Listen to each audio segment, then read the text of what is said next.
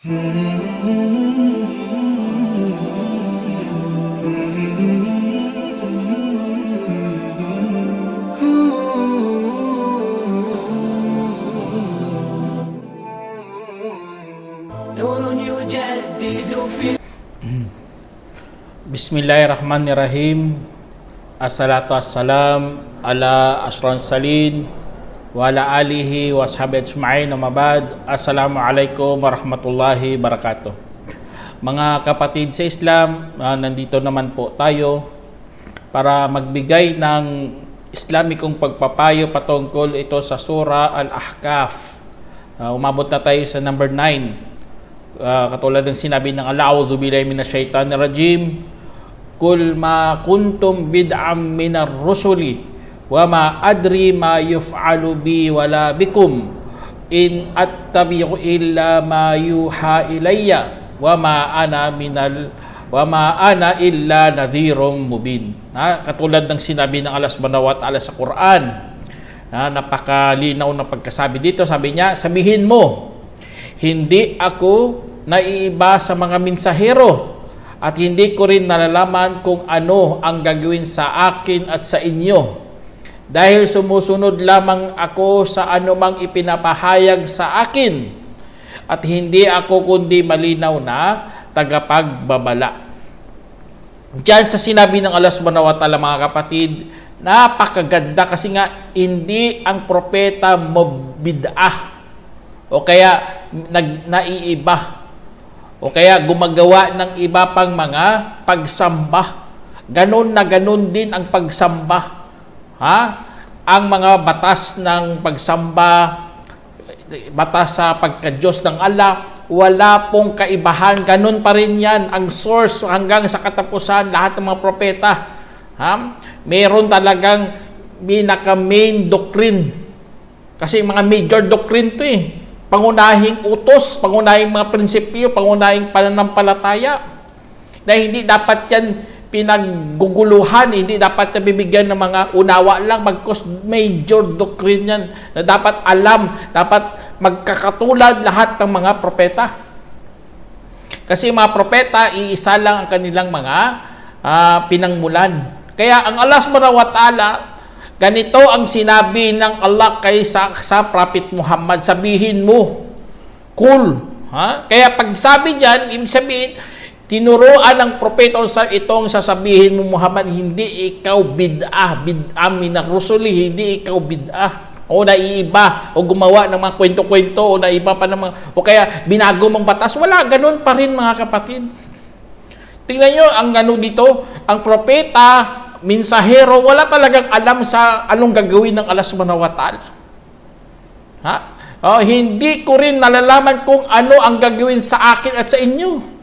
Ganon ang mga mensahero, ganon din ang pagkasabi ni Kristo. Ang Diyos lang nakakaalam sa oras ng paghukom. Ibig sabihin, wala talaga, limitadong kaalaman lang binigay sa mga mensahero. Hindi lahat alam din nila, pati sila nga, hindi rin nila alam kung anong gagawin sa kanila ng Diyos. Ang utos lang, dahil susunod lamang ako. Itong pinakamaganda sa Islam, mga kapatid. Tama talaga tinawag tayo mga Muslim. Ang Muslim, ibig sabihin, nagsumuko, sumunod, tumalima. Kaya, ang propeta, ganon din ang kanilang kaya nilang gawin, sumunod sa anumang ipinahayag sa kanila. Walang dagdag katulad sa kay Prophet Muhammad Salam. Tapos ano pa? Siya po ay malinaw na tagapagbabala. Kaya ang mga propeta, mga mensahero, wala silang ibang ginagawa maliban na lang sa pag-uutos ng kabutihan at pagbabawal ng masasama. At nagbibigay din sila ng magagandang balita, mga kapatid, kung gagawa tayo ng kabutihan. At nagbibigay din sila ng babala sa sino mang gumagawa ng mga masasama. Kaya lahat yan, malilinaw yan na bigay kay Prophet Muhammad SAW. Kaya naghambing nga siya dito utos din ng Allah Subhanahu wa Ta'ala. Kapag utos ng Allah Subhanahu wa Ta'ala, mga kapatid, parang utos na rin yan na kung utos ng Allah subhanahu wa ta'ala binigay kay Prophet Salam, parang utos na rin yan binigay sa mga lahat ng mga umma ng mahal nating Propeta Muhammad Salam. Kaya kung napapansin nyo, sabihin mo, ukul, tapos mayroong kadugtong dyan, parang kasali ka na rin dyan kasi nga inuutosan ng Allah ang kanyang mensahero. Parang kausap niya pang katauhan na. Kasi siya lang ang inutusan, sasabihin niya rin sa mga tao. Kaya katulad dito ng sinabi ng Allah, Kul ara'aytum in kana min indillahi kafartum bih wa shahida shahidun min bani Israil ala mithlihi fa amana wastakbartum innallaha la yahdil qaumal zalimin. Katulad ng sinabi ng Allah subhanahu wa ta'ala, sabihin mo, napag-isipan mo na ba kung naging mula ito sa harapan ni Allah at nagtakwil naman kayo habang sinasaksihan ng tagasaksi mula sa angkan ni Israel hinggil sa katulad nito, kaya't naniwala siya at nagmalaki naman kayo. Katotohanan si Allah hindi pumapatnubay sa mga taong mapagtakwil, mga mataong mapang-api. Kaya dyan sa sinabi ng Allah, mga kapatid, ang Allah subhanahu wa ta'ala nagpapadala ng mga mensahe. Kung hindi yan mula kay Allah subhanahu wa ta'ala, kung hindi yan mula sa harapan mismo ng Allah subhanahu wa ta'ala, ano na lang mangyari yan? Marami ang mga hindi susunod. Katulad ng ginawa ng mga Quraysh, mga musyrik, mga pagano. Ang ginawa nila, hindi nila tinanggap ang mensahe ng mahal natin Prophet Salam. Kasi sila din kausap dito si kanila tinutukoy dito Nagtakwil naman kayo habang sinasaksihan ng mga angkan Israel. Katulad ng mga pagtatanong nila sa time ni Prophet Salam, anong kaluluwa, anong nangyari sa Ashabul Fil, ano ang kwento ni Dhul-Qarnain, mga katanungan na wala makakasagot maliban sa mga propeta. Kaya sinasaksihan niya ng mga angkan ni Israel o mga tinatawag nating Hudyo. Alam nila yan alam nilang mga sagot. Meron pa nga sila tinanong kay Prophet Salam walang nakakaalam yun, mensahero lang. Kaya yun ang isa sa mga ngunit nagtakwil, ito napakasakit sa lahat. Magtatanong ka, gusto mo paliwanagan, pero hindi mo kayang tanggapin. Kasi nga, iniisip mo ang iyong angkan, iniisip mo ang iyong namulatan. Yun ang mga dahilan kung bakit tumatakwil ang tao sa katotohanan. Kinatakwil niya, ayaw niya tatanggapin. Tinatanggihan talaga niya harap-harapan. Kahit marami ng mga patunay. Tapos sa patunay na yun, mayroon pagsaksi. Subhanallah, napakatindi. Mayroon ng may mga patunay, may saksi pa na totoo yan. Tulad sa panahon natin. Kahit alam nila isa lang Diyos, marami ng saksi, ayaw pa rin. Ayaw pa rin tatanggapin. Tatanggihan pa rin. Itatakwil pa rin. Subhanallah. Tapos ano pa? Alhamdulillah dito sa talata na ito mga kapatid, kahit ganun ang nangyari, sinasaksihan na nga ng mga ahlal kitab, naniwala ang mensahero. Naniwala si Prophet Salam. Ngunit nagmalaki naman kayo. Ang mga Quraysh dito, tinutukoy dito, nagmataas, nagmalaki. Kahit ang propeta nga, dumating sa kanya ang anghel na mayroong talang revelasyon. Nasaksihan niya mismo. Pero nagmalaki sila kasi nga, bakit kay Muhammad ibinigay? Sana sa amin na lang kasi mas mataas ang aming mga angkan. Ganon sila sa reputasyon nila reputasyon ng angkan, reputasyon ng tribu nila, yun ang kanilang iniisip Kaya mataas ang kanilang pinag-aralan, mayroon silang maraming mga anak, yun ang kanilang pinaghahawakan. Yun ang dahilan nagmalaki sila. Kaya ang kadugtong dito, katotohanan si Allah ay hindi pumapatnubay sa mga taong mapang-api. Tignan nyo, basta ikaw mapang-api, yun ang mga mapang-api kasi, yun ang mga nagmamalaki lagi. Resulta kasi ito ng pagmamalaki, pang-aapi nila. Kung basta mga, basta mga maliliit lang ng mga tao, inaapi nila. Kinukunan nila ng pera, nagre-riba sila. Lalo ng kanilang mga sarili, inaapi na rin nila kanilang sarili kasi nga gumagawa sila ng kasalanan. Kaya tawag sa kanila mga zalimin. Sa ibang salin, sinalin nila kasalanan, pero hindi yan kasalanan, mga kapatid. Ang zalim, mapang-api talaga. Kasi nga, inaapi nila kanilang mga sarili dahil sila mismo ang nagtulak sa kanilang sarili papunta sa impernong apoy. Kaya, tawag ta sa'yo, zalim, mapang-api. Inaapi mo sarili mo. Kahit gusto ng sarili mo ang katotohanan, gusto ng sarili mo makinig ng Quran, makinig kay Prophet Muhammad, pero hindi nila tinanggap pagko sila'y inaapi nila kanilang mga sarili. Kaya ang sinabi ng Allah subhanahu wa ta'ala, sabi niya, وَقَالَ الَّذِينَ كَفَرُوا لِلَّذِينَ آمَنُوا لَوْ كَانَ خَيْرًا مَا سَبَقُونَا إِلَيْهِ وَإِذْ لَمْ يَهْتَدُوا بِهِ فَسَيَقُولُونَ هَذَا إِفْكٌ مُبِينٌ. Katulad ng sinabi ng Allah, at sinabi ng mga yaong nagtakwil sa mga yaong naniwala, kung mas mainam sana ito, ay hindi nila tayo maunahan roon, at nang hindi sila na napatnubayan at ay saka ilang sasabihin, ito ay isang lumang kasinungalingan. Subhanallah. Tingnan nyo, napakalupit talagang kwento. Kaysa mga kwento, mga kapatid, lalo na mga dito, pagkukwento ng Allah subhanahu wa ta'ala patungkol sa mga Quraysh. Kasi sila, grabe ang kanilang agrumento talaga. Gusto nila ipatunayan na mali si Prophet ng Salam, na kanila tamang-tama. Kaya ang kanilang pagtatakwil, kafir, tawag dyan, kafir, mga papagtakwil. Ang mga yaong nagtakwil, sinabi na sa mga yaong naniwala. Tingnan nyo, word ng mu'min at kafir. Ang kafir, takwil yun. Ang mu'min yun ng mga naniwala. Kasi nga, hindi sila, ang mga kafir, tinakwil talaga nila ang pananampalataya.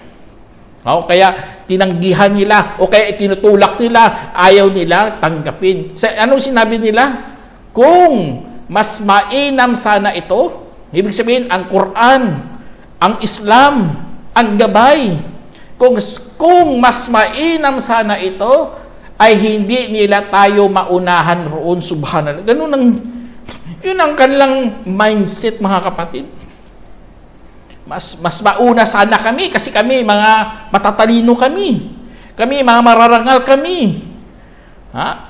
Ganun kami mag-isip, mga pinagpala kami. Sana kung mas mainam sana 'yun, kami nauuna diyan.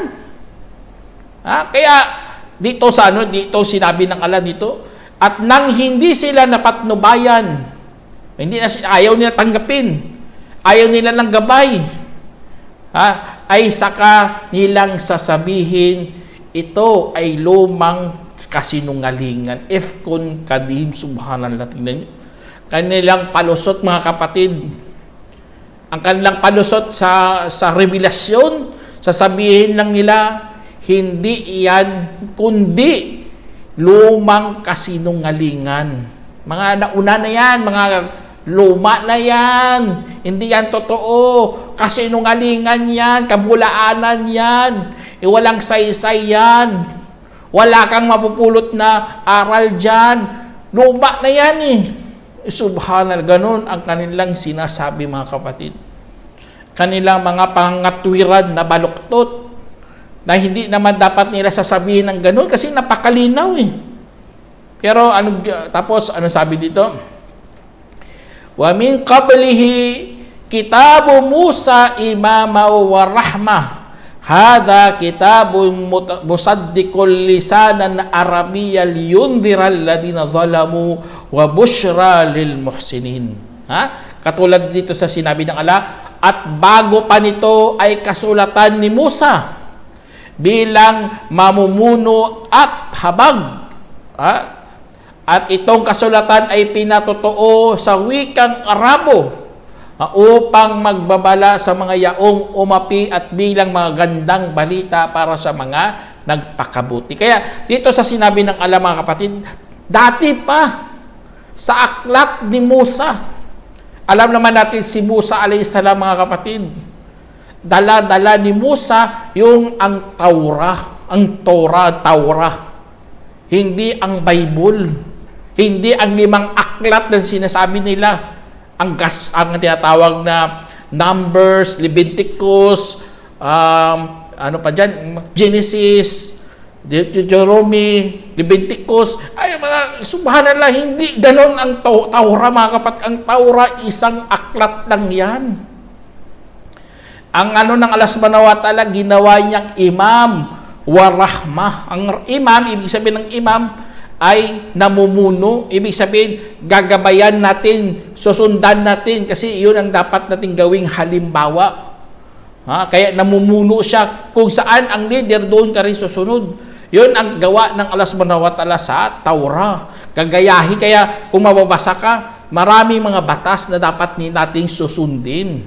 Pero alhamdulillah, ang Taurah, wala na. Ginawa ng pinakahuli, yun ang Quran. Tapos ang Quran, mga kapatid, subhanallah, ito, pinaka-perfect na aklat na ito eh. Kasi nagiging na siya, itong kasulatan, itong Quran na ito, ay pinatotoo sa wikang Arabo.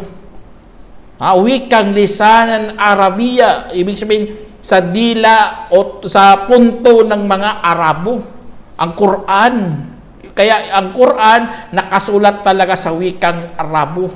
Sa pamamaraanan, sa pagbibigay ng mga pangungusap, napaka-perfect talaga ng Quran sa kanyang pagdidisenyo. Sa paglagay ng mga kataga sa bawat isa, napaka-perfecto talaga. Kung nag-aaral tayo ng Arabic, subhanallah, kaya pinatotoo sa wikang Arabo na walang kasinungalingan, hindi bulol ang pagsasalita, napaka-straight ng pagsasalita, mga kapatid. Para anong gagawin ng Quran? Upang gawing babala sa mga yaong ng api. Gagawing babala palang Quran. Kaya mga Quraysh dati, nakikinig talaga eh. Kahit ayaw nila, hindi nila kayang pigilan ang kanilang mga tenga sa pakikinig ng Quran. Kaya sa pakikinig ng Quran, maraming nagkaroon ng takot, nangamba sila. Tignan nyo ang mga Arabs dati, mga kapatid. Hanggang sa ngayon, tayo isang pula lang magsasalita tayo ng English. Kung fluent ka sa English, pakikinggan ka talaga ng mga tao. Kung bulol-bulol ka mag-English, pagtatawanan ka nila, di ba? Ang Quran ganun din. Ang Quran fluent talaga sa pag-aarabic.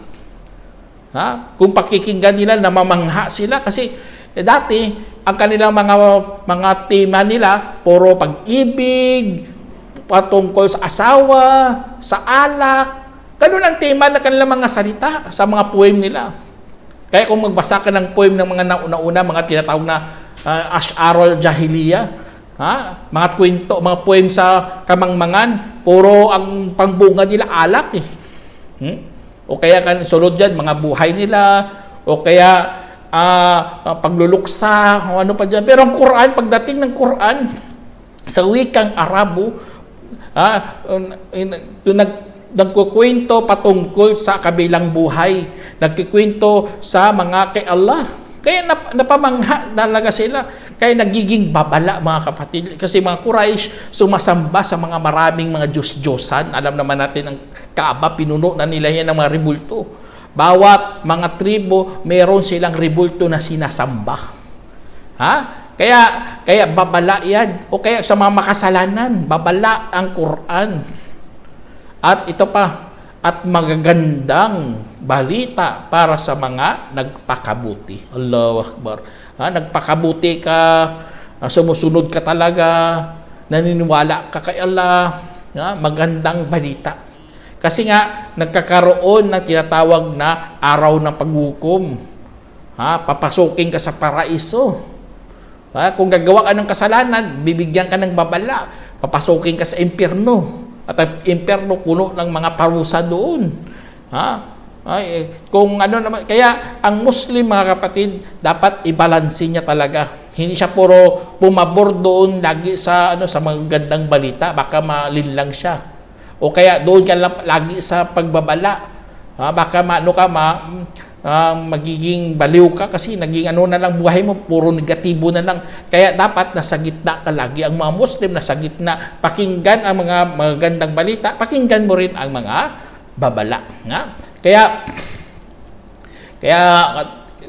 tapos sinabi ng Allah subhanahu wa ta'ala, innal ladina qalu rabbuna Allahu thumma istaqamu fala khawfun alaihim wala hum yahzanun. Sinabi ng Allah, katotohanan ang mga yaong nagsabi ang aming Panginoon ay si Allah at pagkatapos ay nagpakatuwid, kung gayon ay walang katatakutan hinggil sa kanila at hindi sila magdadalamhati. Allahu Akbar.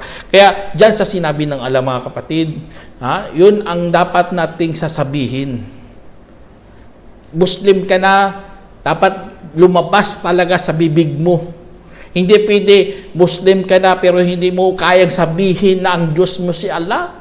Walang silbi ang pagka-Muslim mo. Puro ka lang, sabi mo, my God ka lang. Tapos hindi mo man lang nabanggit Allah. Kaya mali talaga ang mga kinatago ng Muslim puso niya. Walang ganun, mga kapatid. Dapat lumalapas talagang pananampalataya sa dila, sa gawa, at sa puso. Kaya, tingnan nyo, ang aming Panginoon. Ang Panginoon, ibig sabihin Panginoon, mga kapatid, yun may posisyon. Taga-pamahala, taga-plano. Yun, may posisyon, Panginoon. Iba kasing Diyos ang yun ang sinasamba.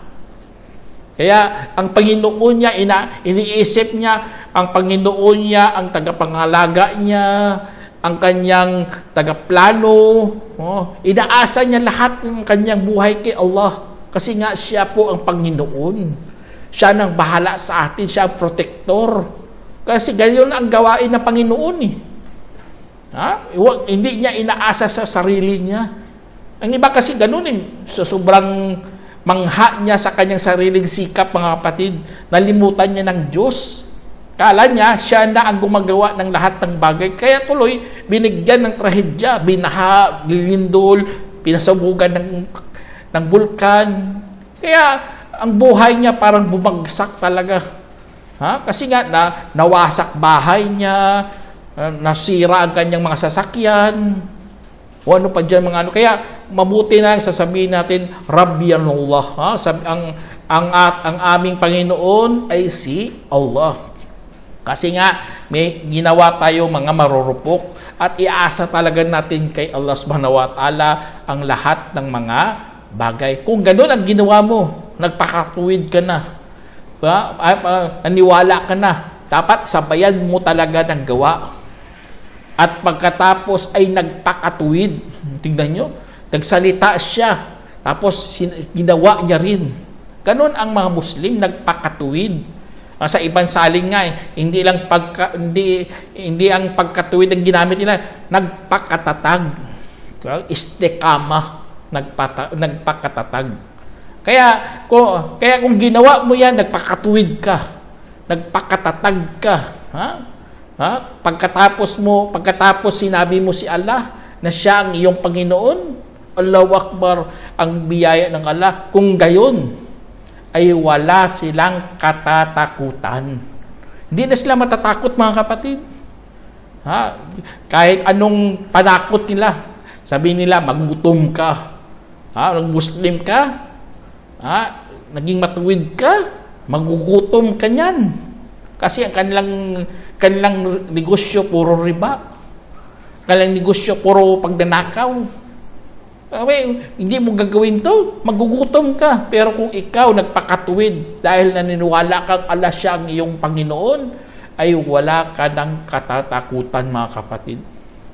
Kasi alam mo, bibigyan ka ng Allah ng biyaya. Kasi nga, siya po ang Ar-Razzaq.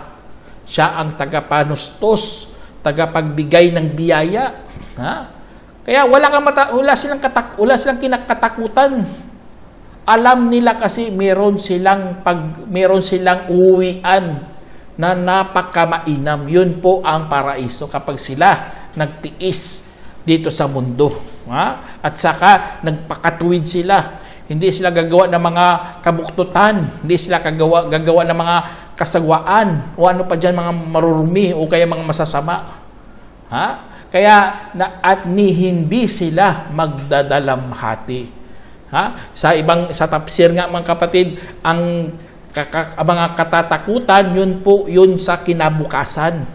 Ang pagdadalamhati, yun po sa mga nakalipas na. Allahu Akbar. Hindi ka magdadalamhati, hindi ka maghihinayang, hindi mabubuksan ulit ang iyong sugat sa nakaraan. Hindi na siya magdadalamhati kasi iniisip niya ang Allah na lang bahala dyan lahat-lahat. Kung mapapaluha ka man para kay Allah, magandang bagay yan, pero hindi ka naghihinayang sa mga nagawa mo. Sana nagdoktor na lang sana ako, nagkondoktor na ako, mangabot na lang ako, marami na akong pera. Sana ito na lang ninegosyo ko, nakapatayo pa sana ako ng mansyon. Subhanallah, huwag mong gawin yan, kapatid.